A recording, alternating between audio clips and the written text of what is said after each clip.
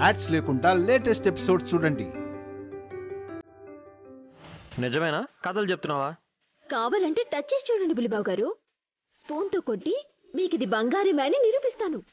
చూడండి.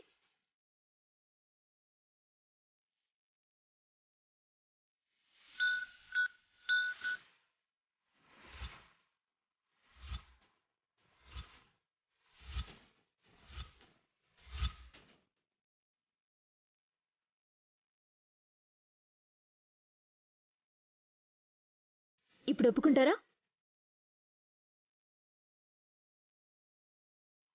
అక్కడి దాకా బంగారం అవడం అంటే ఆశ్చర్యంగా, అనుమానంగా కూడా ఉంది సుమన.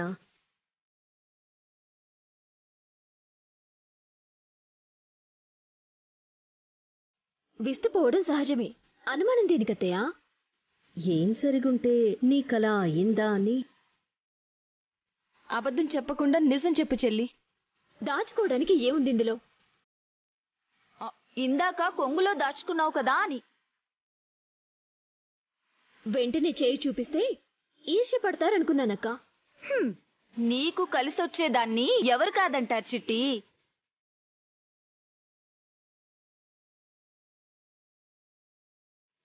అది సరే మరదలా, నీ చెయ్యి బంగారంగా ఎలా మారిందో ఒక్క మాటలో చెప్పు. అదిగోండి బావగారు, అక్కడున్న నీళ్ళ వల్లే.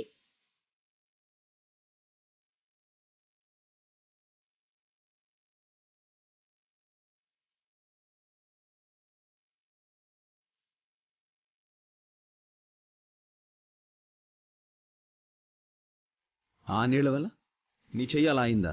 అవును బావగారు. నిన్న తాకట్టు తనిషిచ్చినా బంగారు పాము చివరికి నీళ్లలో ఉందని తేలింది కదా.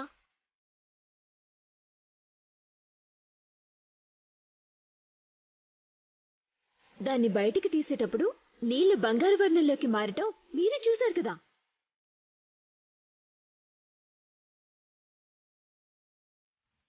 అవి నీళ్లే. ఎందుకలా మారాయా అని అనుమానం వచ్చి ఆ పాత్రలో ఇంకేమైనా ఉందా అని రాత్రి ఆ నీళ్లలో చేయి పెట్టగానే బంగారంలా మారిపోయింది.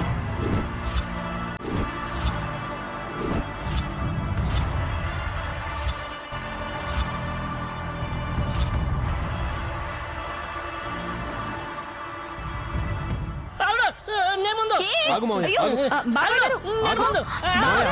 ఆగు మావయ్య, ఆగమంటున్నానా? ఆగు మావయ్య, మావయ్య ఆగమంటున్నానా? మావయ్య, ఆగు మావయ్య, ఆగమంటున్నానా? మావయ్య,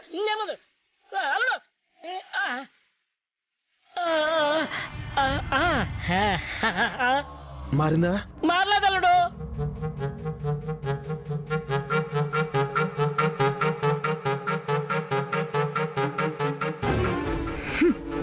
వీళ్ళ ఆశ పాడుగాను చిన్నపిల్లలు కూడా అలా చేయరు.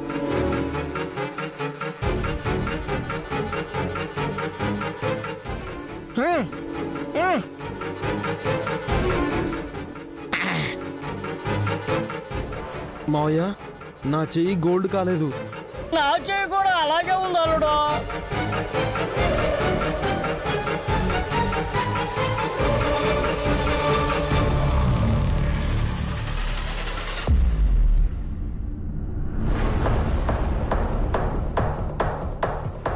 అది మారదు బావగారు. సుమన చెయ్యి మాత్రమే అలా మారింది. అయితే మనకు లెక్క లేదా అల్లుడు? సుమన, నిజంగా నువ్వు ఆ పాత్రలోనే చేయి ముంచావా? అవునత్తయ్యా, ప్యూర్ గోల్డ్ అయింది. ఏ మాత్రం కల్తీ లేదు. కల్తీ ఉండేది నీలోనే. నా అదృష్టానికి అసూయపడి నువ్వు మాట్లాడకక్క. కావాలంటే నువ్వు పరీక్షించుకో. నేను ఎవరి విషయంలోనూ వేలు పట్టను. అలాంటిది ఆ నీళ్ళల్లో చెయ్యేందుకు పెడతాను? సుమ్నా, ఆ చెయ్యి సరిగ్గా కదల్చలేకపోతున్నావు కదా? అవును బావగారు, చాలా భారంగా ఉంది. గట్టిగానే ఉంది. దాన్ని వరంగా ఫీల్ అవ్వాల్సిన అవసరం లేదు. ముందు ముందు ఎంత ఇబ్బందిగా ఉంటుందో నీకే తెలుస్తుంది.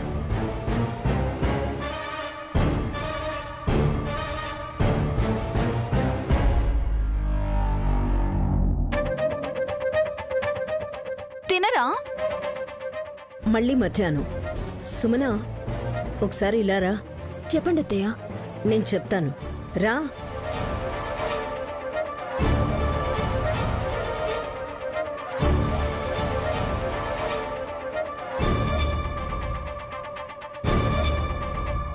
దుర్దపిన్ని ఇంట్లో లేదు కాబట్టి సరిపోయింది. లేదంటే ఆ నీళ్లని నెత్తి మీద గుమ్మరించుకునేది గోల్డ్ అయిపోయేది. అమ్మో, చేతిలో బంగారు భవిష్యత్తు ఉండాలి కానీ చెయ్యే బంగారం అవ్వకూడదు.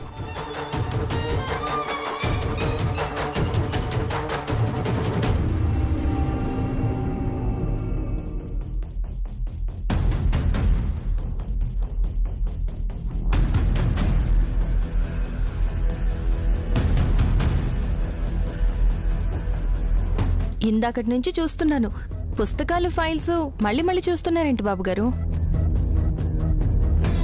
గాయత్రి గ్రూప్ ఆఫ్ కంపెనీస్లో భాగమైన అన్ని ఆఫీసర్స్ నుంచి పాత ఫైల్స్ అని తెప్పించి వెతుకుతున్నాను నాయని. దేనికోసం? అమ్మ హస్త సాముద్రిక రేఖల గురించి ఏదైనా రాసి ఉంటుందేమోనని. ముద్రలు ఒక కాగితంలో ఉండొచ్చు కానీ దానికి సంబంధించిన సమాచారం ఫైల్స్లో ఎందుకు ఉంటుంది బాబు గారు? ఖచ్చితంగా డైరీలోనే ఉంటుంది. అన్ని డైరీలు వెతికాను కానీ దొరకలేదు. అన్నీ అంటే అమ్మగారు రాయడం మొదలు పెట్టినప్పటి నుంచి చెక్ చేశారా? చేశాను. అలా కాదు, 1 సంవత్సరం తర్వాత ఒకటి ఇలా చూసారా?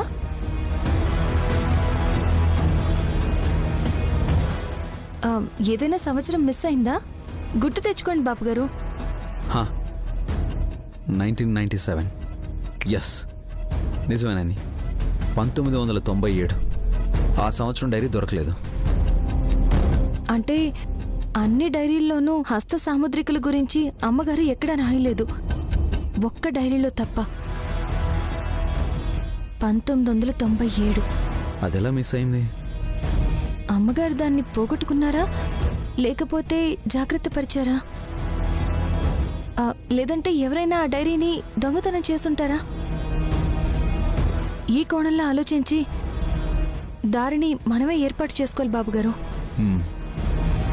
సీరియస్గా ఆలోచిస్తే దేనికైనా పరిష్కారం దొరుకుతుంది. 1997 డైరీ గురించి వాకప్ మొదలు పెడతాను. జాగ్రత్త బాబుగారు, ఈ విషయం ఎవరితోనూ పంచుకోకండి. వాళ్ళు జాగ్రత్త పడేలా ఉన్నారు. వాళ్ళంటే? ఇంటి దొంగలు. అర్థమైంది.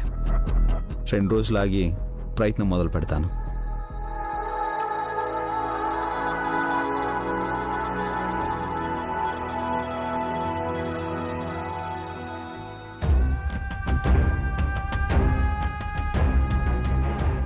మమ్మీ, మరదల్ని తీసుకొచ్చావా? రండి, కూర్చోండి కూర్చోండి, కాసేపు మాట్లాడుకుందాం. దేని గురించి బావగారు? ఇంకా ఎందుకు దాచుకోవడం, అందరికీ తెలిసిపోయింది కదా.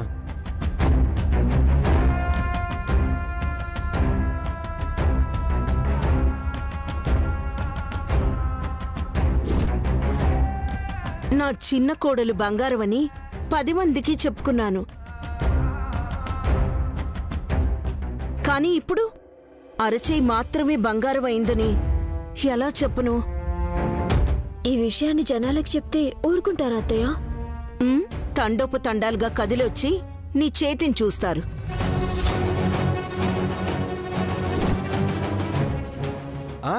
అటు తిప్పి ఇటు తిప్పి అక్కడి దాకా విరిచేసి తీసుకెళ్లిపోయినా ఆశ్చర్యం లేదు. అప్పుడు నిన్ను ఆవిడదాన్ని అవుతాను కదా బావగారు. పర్లేదులే, పబ్లిసిటీ పెరిగిపోయి సెలబ్రిటీ అయిపోతావు కదా. రేయ్, భయపెట్టకురా.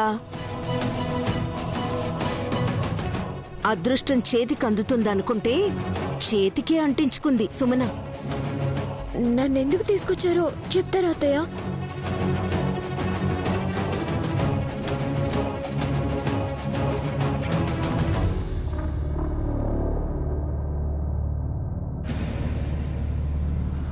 ఏం చేద్దాం ఎద్దులయ్యా? అదే అర్థం కావట్లేదు. గాయత్రీదేవి హస్త సాముద్రిక రేఖలో నా కాగితం కోసం నాగయ్య వస్తున్నాడు.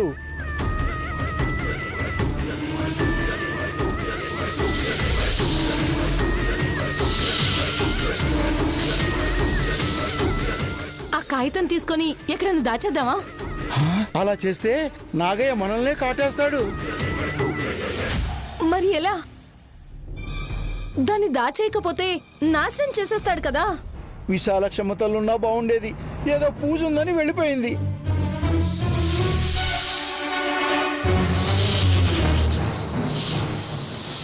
బంగారు నీళ్లున్న పాత్రలో నువ్వు చేయి పెడితే అంతవరకు బంగారంగా మారింది. బావుంది. మరి వల్లభ వాళ్ళు పెడితే అలా మారలేదెందుకని? నాకేం తెలుసు అత్తయ్య. నిన్న రాత్రి సంబరపడ్డాను కానీ ఇప్పుడు ఇబ్బంది పడుతున్నాను. ఎందుకు? ఎందుకంటారేంటి బావగారు? చేతి వేళ్ళు బిగుసుకుపోయాయి, ఏమీ తినలేదు.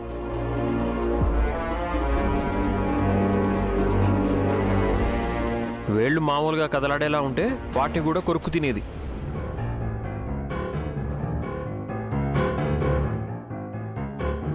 ఆకలి కాదమ్మా, ఆశ లాంటిది.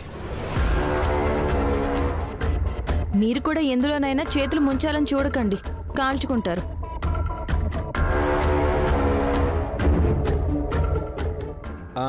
కాల్చుకోవడానికి అవి ఏమన్నా మొక్కజొన్న పొత్తులా? సుమన చెప్పిందో లేదో పరిగెత్తుకుంటూ వెళ్ళి చేతులు ముంచావు కదా బ్రో.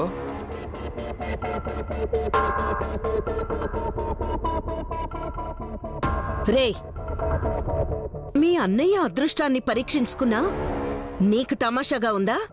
మీ విషయంలో ఏం లేదు, నా భార్యామణిని చూస్తుంటే జాలేస్తుంది. ఏం పాపం? పన్ను ఊడిపోతే బంగారు పన్ను పెట్టించుకున్న వాళ్ళని చూశాను చెల్లి. కానీ శుభకార్యాలెన్నో చేయాల్సిన కుడి చేతిని బంగారు లోహంగా మార్చుకున్నా ఈరోజు సంతోషంగా ఉన్నా రేపు ఉండవు అంటున్నాను. ఏం పర్వాలేదులే అక్క. ఈ చేత్తో తినకపోయినా పర్వాలేదు. ఈ చేత్తో జ్యూస్ తాగైనా బతికేస్తాను.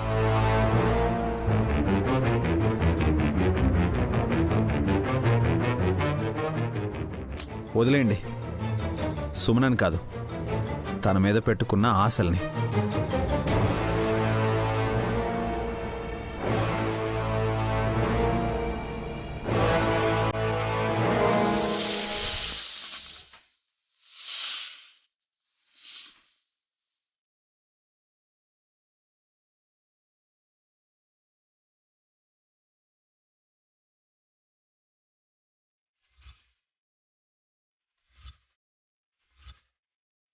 ఎదులయ్యా, నాగయ్య వచ్చేశాడు. హస్త సాముద్రిక రేఖలున్న కాగితం కోసం వస్తున్నాడు. ఎదురెళ్ళకపోవటమే మంచిది. పక్కకు పద. ఆ కాగితం పనికి రాకుండా పోతుంది. నాగయ్య అలా చేస్తాడు డమ్మక్క. అమ్మవారి లీల ఎలా ఉంటే అలా జరుగుతుంది. నువ్వు పద.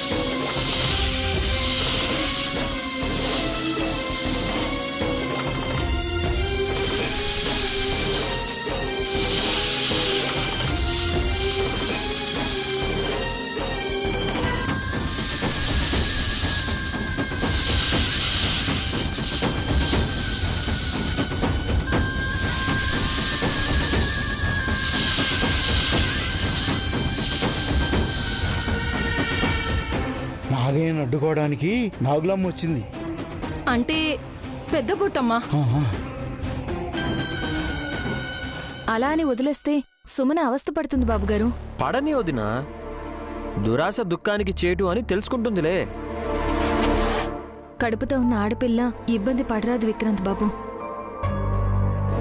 నీకున్న జాలి వాళ్ళ ఆయనకి లేదులే నైని.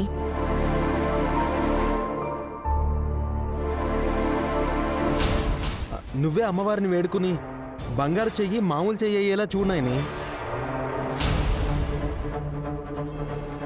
వద్దు, ఇలాగే బాగుంది. ఎవరికి లేని ప్రత్యేకత నాకుంటే అందరి దిష్టి నా మీద పడుతుంది కదా.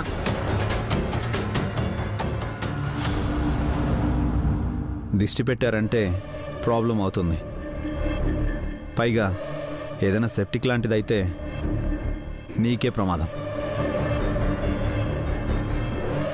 అవును బాబుగారు,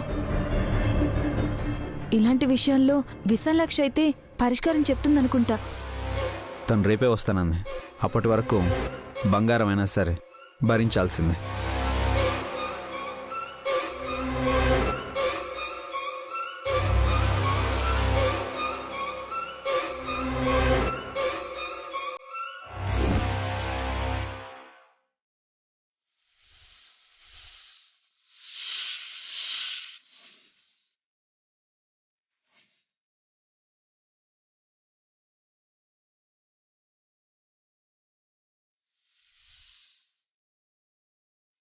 నాగయ్య, వచ్చిందాన్నే మళ్ళీ వెనక్కి వెళ్ళిపో.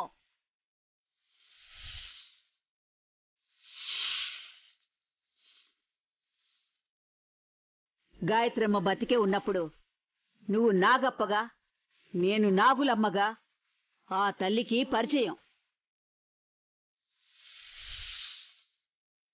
ఇప్పుడు ఆమె హస్తరేఖల కాగితాన్ని నాశనం చేయడానికొచ్చిన నిన్ను నా భర్త అని కూడా చూడను.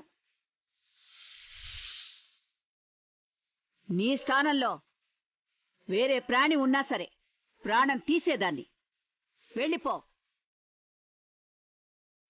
ఇన్నాళ్ళు మంచివాడివి అనిపించుకున్న నువ్వు ఈ పని చేసి చెడ్డవాడివి అనిపించుకోకు. ఈ కాగితం గురించి రహస్యం అందరికీ తెలుస్తుందని నువ్వు దాన్ని ముక్కలు చేద్దామని వచ్చినా సరే నేనైతే అలా జరగనివ్వను. అంతా మంచే జరుగుతుందన్న నమ్మకంతో వెనుదిరిగి వెళ్ళిపో. పో నాగయ్య.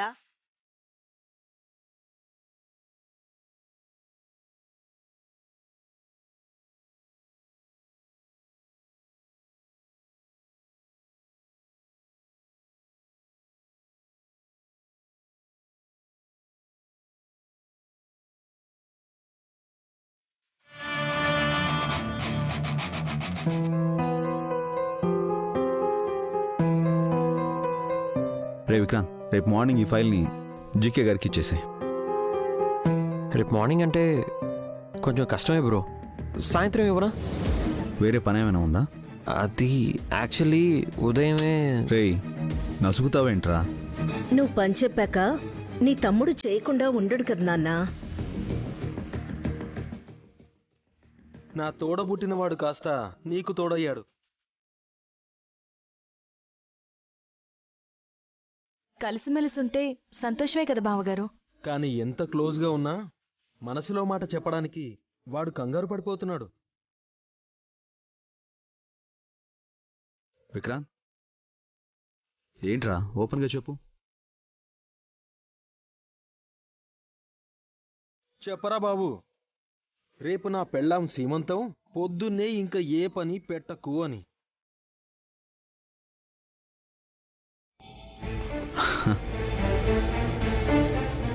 ఈ గుడ్ న్యూస్ని షేర్ చేసుకోవడానికి ఇంతగా ఆలోచించాలరా? చాలా సంతోషం. ఎవరు డబ్బులు ఇవ్వడం లేదని ఫీల్ అయినా సుమనాని వాళ్ళ అక్క బుజ్జగించి సర్దుబాటు చేసిందన్నమాట.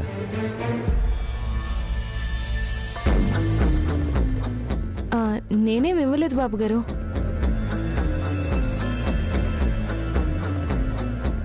హాసనక్క కూడా కష్టమనే అంది. మరి అమ్మా నువ్వేమైనా? చూస్తానన్నాను కానీ సుమనైతే ఖచ్చితంగా ఇవ్వాల్సిందే అని మొండి పట్టుపట్టలేదు. అందుకే లైట్ తీసుకున్నాను. నాకు చేతనైనట్టుగా రేపు సీమంతా జరిపించుకోబోతున్నాను బావగారు. ఎవ్వరినీ పైసా అడగదలుచుకోలేదు.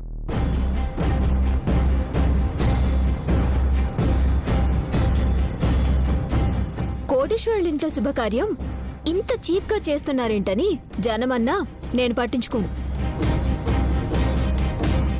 నీలో ఇంత మార్పు వచ్చినందుకు సంతోషం. నువ్వు వ్యంగ్యంగా అన్నావని తెలుస్తుంది లెక్క. రే విక్రాంత్, ఎవరైనా మాట అంటే ఇబ్బందిగా ఉంటుంది. నైని, ఓ 3 లక్షలనే తీసుకొచ్చి ఇమ్మంటాను. మీ ఇష్టం బాబుగారు. నేను ఇవ్వమని ఇవ్వద్దని ఏమి చెప్పను. అంటే ఒక రకంగా వద్దనే కదా.